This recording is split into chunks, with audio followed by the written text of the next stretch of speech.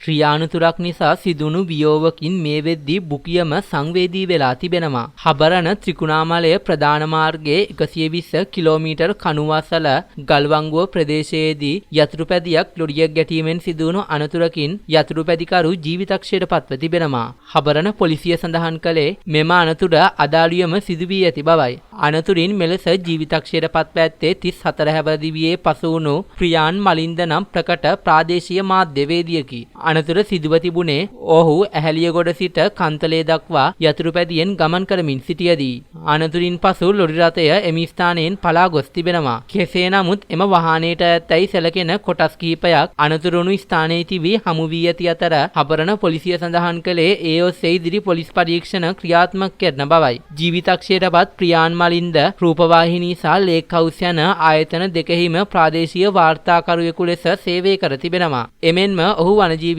වාර්තාකරණය ඔස්සේද මාධ්‍ය ක්ෂේත්‍රයේ නමක් දිනු චරිතයක්. මේ හේතුවෙන් ඔහුගේ වියෝව නිසා මේ වන විට මුහුණු පොතේ සියල්ලන් අතිශයින් කම්පනයටපත් වී තිබෙනවා. මොහුගේ මරණයත් සමග මේ විදියට සංවේදී වුණු කිහිප දෙනෙක් තබා තිබූ සටහන් කිහිපයක් මේ. මලින්ද රියානතුරකින් අපිව අතෑරලා යන්නම ගිහින්. ඔහු ඉක්විටි ආයතනයේ මාධ්‍ය ශිෂ්‍යත්ව වැඩසටහනකට තේරුණා.